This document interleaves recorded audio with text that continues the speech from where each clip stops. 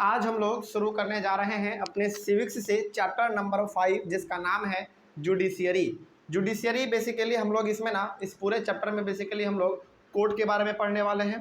Supreme court, high court, district court, है ना, इनके बारे में पढ़ेंगे और ये भी जानने की कोशिश करेंगे कि आखिर एक कोर्ट का क्या फंक्शन होता है, वो सज़ा कैसे सुनाता है या फिर वो किस प्रकार से फैसला लेता है ना। सुप्रीम कोर्ट ज़्यादा पावरफुल है या फिर हाई कोर्ट पावरफुल है या फिर डिस्ट्रिक्ट कोर्ट पावरफुल है, ये सारे प्रकार के जितने भी सवाल हैं इन सवालों का हम लोगों को इसमें जवाब मिलेगा, पूरा जवाब हम लोगों को इसमें मिल जाएगा।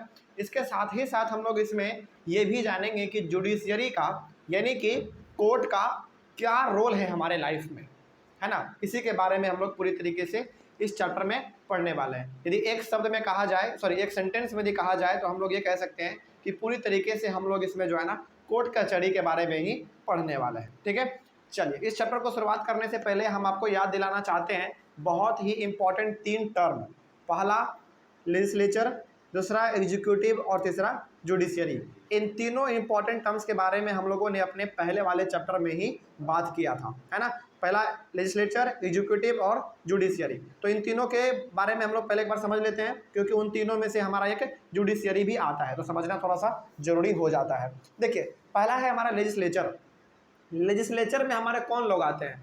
वो सभी के सभी लोग जो कि हमारे लिए नियम, कानून, प्रोग्राम, पॉलिसी, स्कीम बनाने का काम करते हैं। एग्जाम्पल के तौर पे हमारे एमपी हो गए यानी कि मेंबर ऑफ पार्लियामेंट, और हमारे एमएलए यानी कि मेंबर ऑफ लेजिस्लेटिव असेंबली, है ना। तो बेसिकली हमारे जो एमएलए होते हैं, जो हमारे एमपी होते हैं, ये सारे के सारे लोग हमारे आते हैं किस कैटेगरी में? लेजिस्लेचर के कैटेगरी में, क्योंकि ये सारे लोग हमारे लिए प्रोग्राम बनाते हैं, पॉलिसी बनाते हैं, है ना, नया नया नियम कानून बनाते हैं। तो ये सारे हो गए हमारे लेजिस्लेचर में। उसके बाद हमारा आता है एग्जीक्यूटिव, है ना। एग्जीक्यूटिव में हमारे कौन लोग आएंगे? वो सारे के सारे लोग हमारे एग्जीक्यूटिव में आएंगे जो कि नियम कानून को पालन करवाता है। जैसे फॉर एग्जांपल हमारे लेजिस्लेचर ने यानी कि हमारे एमएलए और हमारे एमपी ने कोई नियम पास किया, ठीक है, तो उस नियम का पालन कौन करवाएगा? केवल पास करने से हो जाएगा क्या? नहीं, उसका पालन भी तो करवाना चाहिए। तो पालन करवाने के लिए हमारे पास कौन है? पुलिस है, आईएएस है, आईपीएस है, डीएम है, एसडीएम है, बीडीओ है, ट्रैफिक पुलिस, ये सारे लोग कौन है हमारे? ये सारे के सारे लोग हमारे जो है नियम कानून को पालन करवाने में सपोर्ट करते हैं। तो ये हमारे क्या हो गए? एग्जीक्यूटिव हो गए, है ना। उसके बाद हमारा आता है जुडिशियरी, जो कि हम लोग इस चैप्टर में पढ़ेंगे। लेकिन समझिए जुडिशियरी क्या होता है। जैसे हमारे लेजिस्लेचर ने यानी कि हमारे एमएलए और एमपी ने नियम कानून निकाल तो दिया, ठीक है, हमारे सारे एग्जीक्यूटिव वाले लोग मिलके यानी कि पुलिस ये सब मिलके उस नियम को पालन भी करवा दिया। लेकिन कुछ ऐसे लोग तो होते हैं ना जो कि नियम कानून का पालन ही नहीं करते हैं, है ना। तो नियम कानून का पालन नहीं कर रहा है तो उसको सजा देने का काम किसका है? जुडिशियरी का है। क्या सजा देने का काम पुलिस का है क्या? नहीं, पुलिस का काम केवल और केवल इतना है कि वो उसको अरेस्ट कर सकता है ना, उसको बता सकता है कि तुमने ऐसा नहीं किया इसीलिए हम तुमको गिरफ्तार कर रहे हैं। लेकिन सजा देने का काम जो है वो है हमारे जुडिशियरी का यानी कि हमारे कोर्ट का, ठीक है। तो अब यहाँ पे जो बेसिकली अब आपको आपके सामने जो वर्ड था जुडिशियरी, इसका मतलब समझ में आ गया होगा कि यदि कोई नियम कानून का पालन नहीं करेगा या फिर कोई किसी प्रकार का क्राइम करेगा तो सजा देने का जो काम है वो हमारे जुडिशियरी का ही है, ठीक है। चलिए आगे बढ़ते हैं, फिर आगे बढ़ते हैं और जुडिशियरी का मतलब हमने यहाँ पे समझ लिया है। बात करते हैं, थोड़ा बहुत इंट्रोडक्शन ले लेते हैं पहले हम लोग थोड़ा सा और। In India we have the rule of law. Bharat में क्या है? रूल ऑफ लॉ है। मतलब क्या हुआ कि यहाँ पे जो भी चीज़ चलता है वो किसी न किसी नियम के साथ चलता है। ऐसा तो नहीं है कि कोई भी काम हो रहा है तो बिना नियम के ही हो रहा है। फॉर एग्जांपल यदि आप रोड पे बाइक लेके जा रहे हैं तो ऑब्वियस सी बात है आपको हेलमेट पहन के चलना पड़ेगा, यानी कि बाइक चलाने के लिए भी लॉ लगा हुआ है ना। यदि आप 4 व्हीलर चला रहे हैं तो आपको सीट बेल्ट लगाना पड़ेगा। तो भारत पूरी तरीके से रूल ऑफ लॉ पे चलता है, मतलब कि हर एक चीज़ जो यहाँ पे है वो पूरी तरीके से नियम कानून पे चलता है ना। ये बात हमारा भारत में है। It means that laws apply equally to all citizen. इसके साथ ही साथ हम लोग ये भी जानते हैं कि भारत में जो भी नियम कानून है वो सारे लोगों के लिए है।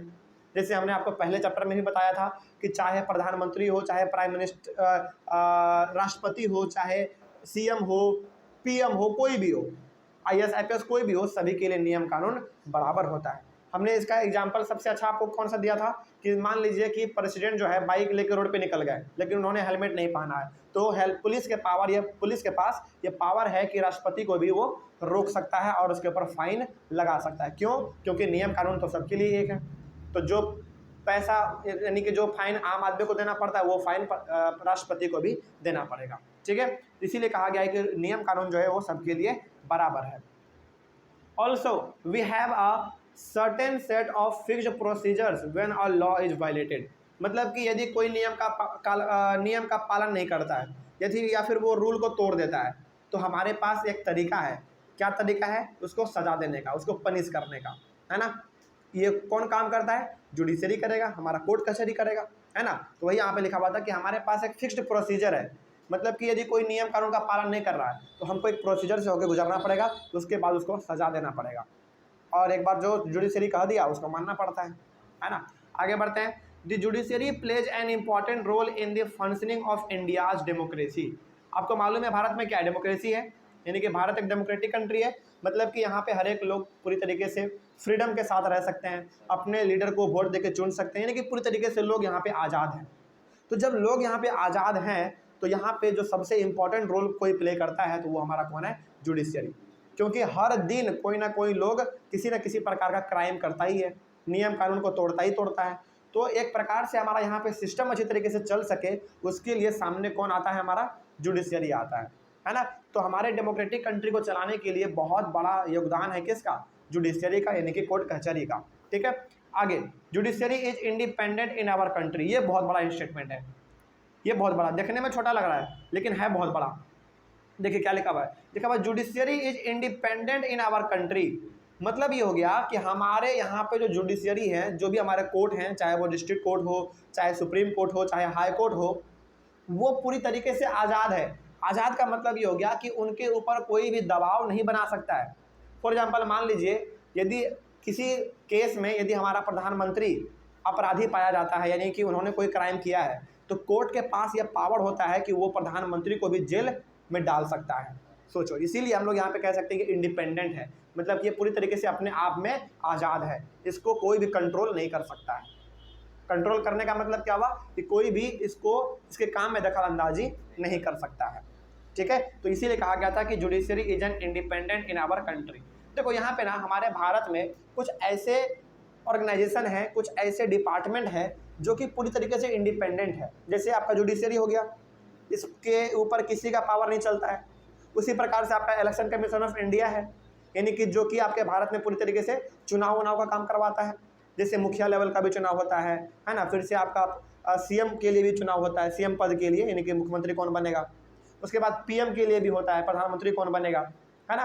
तो चुनाव करवाने का काम भारत में किसका है? इलेक्शन कमीशन ऑफ इंडिया का है। तो इलेक्शन कमीशन ऑफ इंडिया भी अपने आप में एक इंडिपेंडेंट ऑर्गेनाइजेशन है, यानी कि इंडिपेंडेंट है वो, और उसके ऊपर भी किसी का बस नहीं चलता है। इलेक्शन कमीशन ऑफ इंडिया एक बार जो कह देगा वो लागू हो जाता है ना, चुनाव के दौरान। तो भारत में कुछ ऐसे हमारे पास इंडिपेंडेंट ऑर्गेनाइजेशन है जिसके ऊपर ना किसी का कोई बस नहीं चलता है। ठीक है, तो ये हो गया हमारा इस चैप्टर का, यानी कि जुडिशरी का थोड़ा बहुत इंट्रोडक्शन। ठीक है, चलिए अगले वाले क्लास में हम लोग अपने इस चैप्टर का सबसे पहला टॉपिक शुरू करेंगे जिसका नाम है what is the role of the judiciary. ठीक है, चलिए मिलते हैं अगले वाले क्लास में। Thank you very much.